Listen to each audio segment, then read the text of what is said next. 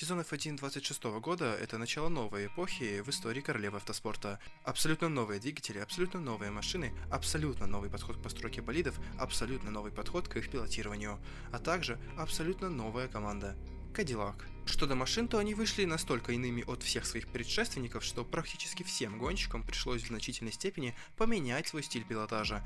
Кто-то адаптировался практически мгновенно, кто-то же до сих пор страдает. Все это, вкупе с огромной разницей в уровне техники, привело к кардинальному перераспределению баланса сил.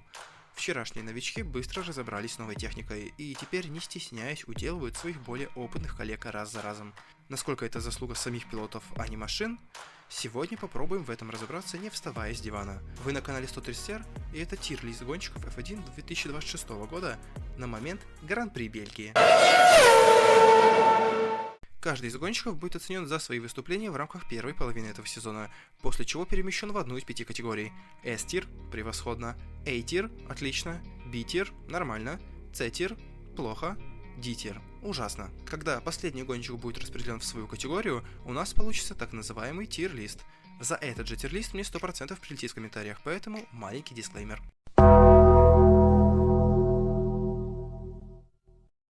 Пусть я и сказал, что у категории 5 выступление Астон Мартин в этом сезоне настолько ужасное, что я был вынужден добавить специальную категорию исключительно для пилотов британской команды – G-тир. Откуда взялась буква G, думаю, объяснять не надо.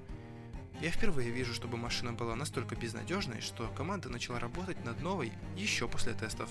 В Венгрии привезут полностью новый Астон Мартин, которому в Нидерландах поставят новый двигатель Honda. Будем надеяться, что все получится, а пока что гонщиков Астона я помещаю в отдельный G-тир, ведь техника в их распоряжении была настолько отвратительной, что нормально оценить их выступление просто невозможно. Теперь переходим к тем, кого можно хоть как-нибудь оценить. Начинаем с D-тира. Он же верхушка списка на увольнение по окончании сезона. Меня изначально посещала мысль поместить пилотов Cadillac к гонщикам Астонов, ведь все же команда абсолютно новая, поэтому машина вышла не только медленной, но и ненадежной. Но все же Cadillac не Aston Martin. Американцы даже иногда выглядели относительно неплохо. Вдобавок к этому, разница между номинально равными опытными пилотами настолько велика, что об этом нельзя промолчать. Из дуэта Cadillac Ботас смотрится явным слабым звеном, проигрывая напарнику и в квалификациях, и в гонках, причем иногда разрыв по темпу настолько велик, что можно подумать, что Вальтери ездит за рулем Астон Мартин. Конечно, Ботаса звали развивать машину и учить команду правильно работать, с чем, судя по восторженным отзывам руководителя команды, он справляется отлично. Да и боевых целей у Cadillac нет. Но такое отставание от напарника для опытнейшего ветерана, недавно перешедшего отметку в 250 гран-при, это перебор, как по мне. Еще один член клуба ужасно – это Эстебан Окон, он же главный кандидат на уход из F1 по окончании года. Перед началом сезона именно француз громче всех заявлял, что новые машины вынуждают гонщиков пилотировать совершенно иначе. И, судя по результатам, француз не соврал. Эстебана просто уничтожают по скорости и в квалификациях, и в гонках. Окон просто бледная тень себя. От уровня выступлений за Force India или тот же Альпин в первые сезоны не осталось ни следа. Негативный тренд начался еще пару лет назад, но сейчас как будто бы достиг своего пика. Француз просто существует. Единственное, что я помню о его выступлениях в этом сезоне, это традиционные столкновения с напарником и слухи про конфликт с руководством Haas. 3 очка, из которых 2 в трэшовом Монако. Это как будто приговоры для победителя Гран-при. Будем надеяться, что во второй половине сезона дела пойдут в гору, но как будто бы нет. Вполне вероятно, что это последний сезон Окона в Формуле 1. На этой грустной ноте наша категория «Ужасно» заканчивается. Переходим к тем, кто выступает пока что на троечку, в лучшем случае. C-тир, она же категория «Плохо». В такой же подборке за прошлый год Алекс Албан расположился в A-тире, причем какое-то время я даже думал ставить его в S-тир. Тогда Алекс был явным лидером Уильямс, уничтожавшим гораздо более статусного напарника Сайнца. Команда из Гроу же была явным лидером средней группы. Спустя год все кардинально изменилось. Карлос пришел в себя еще во второй половине прошлого сезона, забрал 2 подиума и восстановил свою репутацию. Алекс же второй отрезок провалил. 26-й должен был стать очередным шагом вперед для команды. Как-никак, Уильямс начал разработку новой машины чуть ли не раньше всех остальных, сохранив при этом моторы Мерседес. В итоге же Уильямс знатно оподливился. Если бы не Астон Мартин, то именно вилки бы стали главным претендентом на смешек со стороны фанатов и журналистов. И вполне заслуженно. Гонщики в ярости не скрывают своего разочарования, но если Сайнс помимо пестрых интервью проявляет себя и на трассе, то вот Албан выглядит потерянным. Тотальный слив в квалификациях и гонках, из приятного лишь 8-е место в трэшовом Монако. Оно и позволяет держаться рядом с напарником в личном зачете, создавая иллюзию равенства. но на самом деле Албан в этом году пока что выступает на уровень ниже своего напарника, так как от него ожидали в прошлом году. Второй номинант премии «Самый большой спад» — это Ника Хюлькенберг. Год назад, как раз после феерического Сильверстоуна с подиумом и в целом отличных выступлений за Заубер, Ника, как и Алекс, оказался в A-тире. Сейчас же Халку остается место лишь в категории «плохо». Однако стоит отметить, что в случае с Ника все не так однозначно, как с Албаном, ведь немец выступает за Audi, которые впервые строят двигатели для Формулы-1, что непременно приводит к техническим проблемам и осечкам со стороны команды практически каждый гран-при. Также имеет место быть фактор невезения, чего стоят только несколько 11 мест подряд в квалификациях и гонках. Про Испанию, когда кусок гравия попал в кнопку аварийного выключения двигателя, я вообще молчу. И все же, Ника тоже выступает далеко не лучшим образом. Нестабильные выступления в квалификациях с провалами на трассах подходящих Audi, неудачные старты и частый проигрыш по темпу в гонках Бартолета. Все это привело к тому, что после 10 этапов на счету у Audi 10 очков, 0 из которых принес Ника. Ситуация не столь критичная, как у вышеупомянутых ребят, но прибавлять нужно, тем более, что вполне вероятно, что это последний контракт Халка в F1. На этом мы переходим в самую населенную категорию – B-тир, она же категория нормально. Серхио Перес. В целом про форму Кадиллак я все сказал еще в пункте про Ботаса. Сейчас же добавлю лишь то, что именно усилиями Переза американцы иногда выглядели как боевитая команда конца средней группы. Достижение не ахти, но для команды новичка вполне ничего. Ну и про Монако не забываем. Отличная гонка, несколько обгонов и 10 место, которого Чека сам себе лишил, неправильно встав на решетке, причем дважды. Тем не менее, ничего выдающегося, он просто четко делает свою работу, за что заслуженно попадает в B-тир. Еще один такой работяга – это Сайнс. О Уильямс уже достаточно было сказано, да и о Сайнсе тоже. Карлос стабильно опережает напарника и тащит за собой команду, когда появляется возможность. Китай, Майами и Канада как четкое тому доказательство. И опять же, ничего сверхъестественного, он едет так, как и должен ехать гонщик его статуса. Оли Берман точно такой же гонщик, бесспорный лидер команды, принесший очки тогда, когда такая возможность была. В случае Хаас это, как всегда, начало сезона. Чем дальше, тем хуже, ведь нормально обновлять машину за 10 лет в Формуле 1 американцы так и не научились. Вот и выходит, что Берману приходится плестись во втором десятке в надежде на проблемы у более быстрых команд. С этой ролью Оли справляется довольно неплохо, и я уверен, что еще пару раз за сезон в хорошие очки он заедет. Дальше гонщик, которого, возможно, стоило бы поставить и в категорию выше. Габи Бартолета продолжает расти семимильными шагами как гонщик, и пока опытный напарник Хюлькенберг пытается перебороть свою неудачливость и любовь заваливать квалификации, бразилец хирургически точно пользуется каждой возможностью. Audi построили довольно неплохую машину для первого раза, поэтому когда она не ломается, у гонщиков есть шансы побороться за очки. В Мельбурне, Спа и Сильверстоуне Габи как раз это и сделал, принеся своей команде первые очки в Формуле 1. И все же чего-то выдающегося не было. Будь Хюлькенберг чуть пособраннее, очков у него было бы не меньше, а то и больше. Поэтому для Бартолета пока что уверенный B-тир с перспективой подняться повыше во второй половине сезона. Если в прошлом году Франко Коллапинто был очевидным кандидатом на попадание в D-тир, как и вся команда Альпин за исключением Гасли, то в этом сезоне дела аргентинца идут явно лучше. Получив, наконец, конкурентную технику и окончательно освоившись в команде, Франко поехал на уровне пилота команды средней группы. Да, до Гасли зачастую еще далековато, особенно в квалификациях, но местами Франко показывал отличную скорость. Особенно в глаза бросается двойник Майами-Монреаль. Вдобавок к этому Франко перестал крушить машины налево и направо, так что у меня нет причин не включать аргентинцев в категорию «нормально». Макларен после чемпионского 25-го в новом регламенте немного потерялись. Нет, они не провалились как Астон Мартин и не скатились в среднюю группу, но позиции по отношению к Феррари и Мерседес сдали. Новый болид не только не получился самым быстрым в пилотоне, но еще очень ненадежным, и из топ-команд Макларен с отрывом лидирует по количеству технических проблем. Если в Сузуки и Майами еще были намеки на борьбу за победу, то вот в европейской части сезона морковки стали проигрывать зачастую и Red Bull'ом. В таких условиях гонщикам трудно что-то показать, да они и не сильно напрягались как будто. И Норрис и Пиастри ехали так, как им позволяла машина. Ничего сверхъестественного, но и никаких провалов. Ну, кроме Пиастри в Австралии. Поэтому оба гонщика попадают в категорию «нормально». Над следующими двумя кандидатами я долго думал, потому что их нахождение в этой категории явно вызовет волну негодования в комментариях.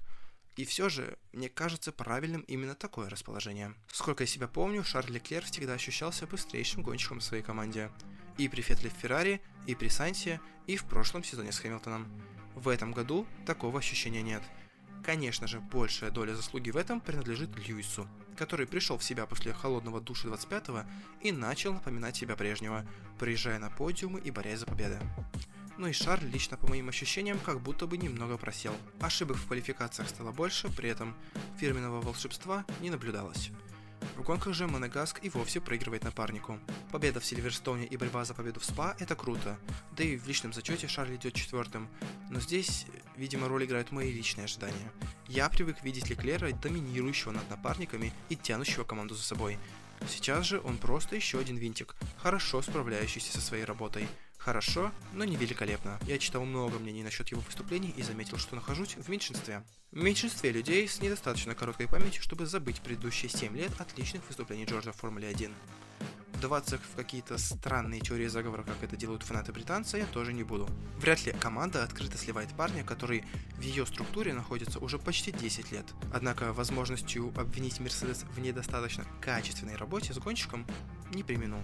Странная поломка прямо по ходу квалификации в Китае, еще более странная смена настроек прямо перед квалификацией в Сузуке, кстати, не сработавшая, отказавший двигатель в Канаде, когда Джордж лидировал, неправильная настройка крыла во время пит-стопа в Барселоне, когда Джордж лидировал, приведшая к смерти покрышек и упущенной победе, а также проблема последних двух этапов с некорректно заряжавшейся батарейкой.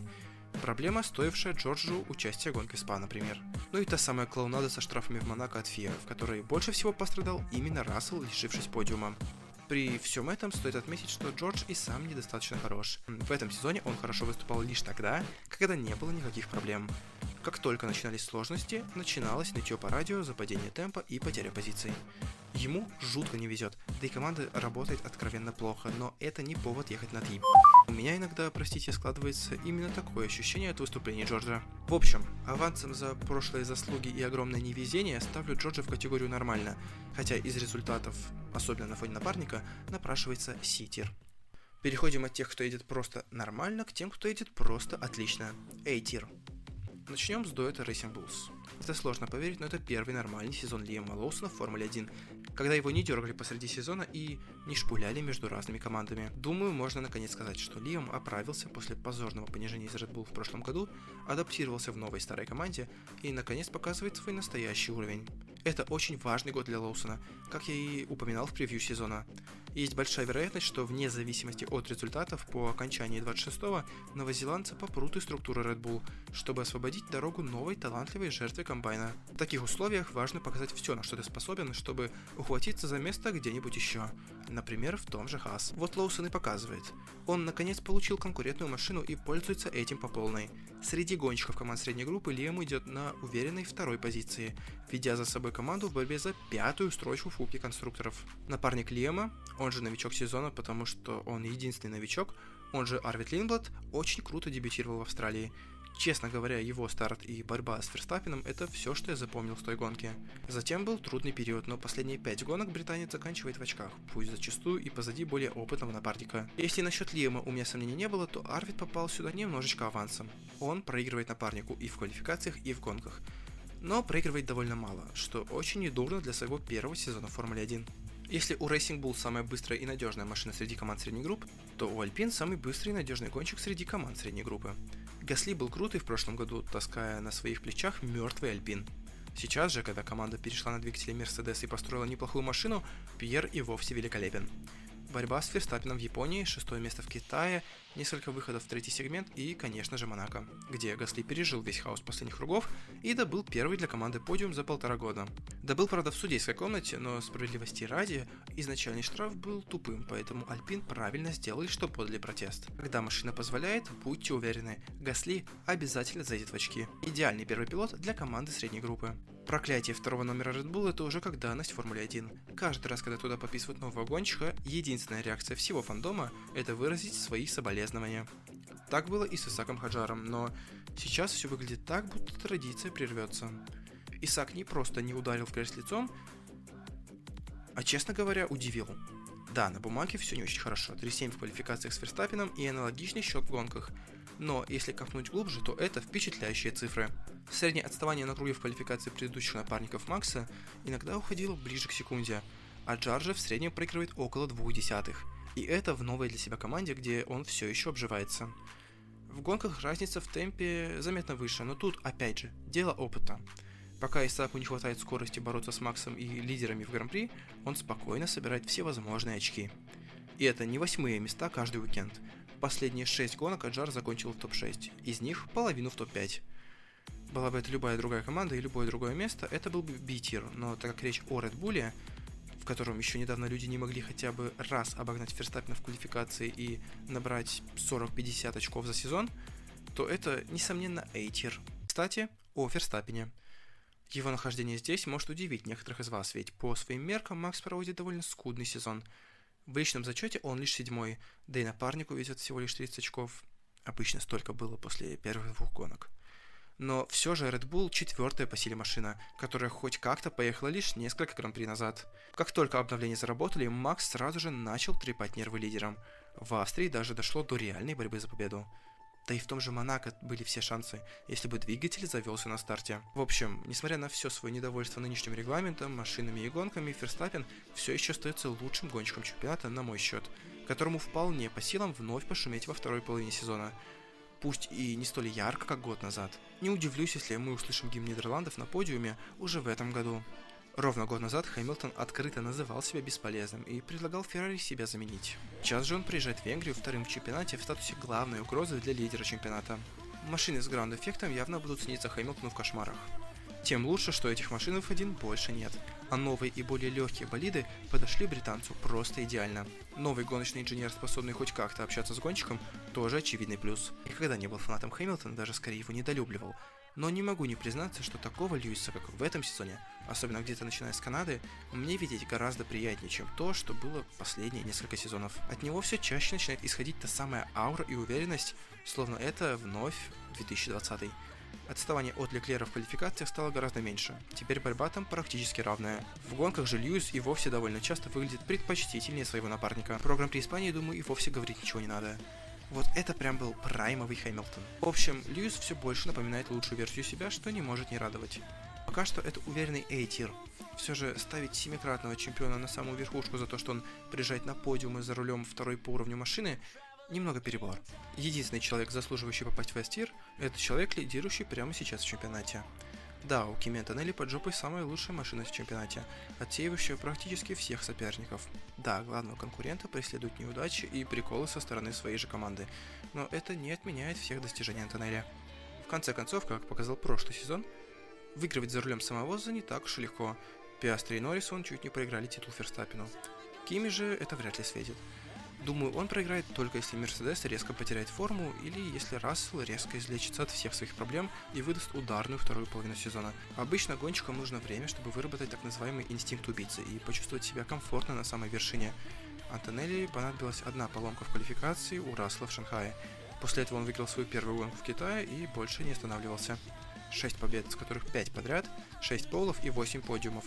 Уже почти 50 очков преимущества, и это с тех поломками в Барселоне и Великобритании, стоивших еще как минимум 43 очков. Все это в 19 лет в свой второй сезон в Формуле 1. Не поставить его в категорию превосходного было бы просто неправильно. Вот такой вышел тир-лист. Пишите в комментариях, насколько я плохо разбираюсь в автоспорте, ставьте лайки, и если еще не подписаны, подпишитесь.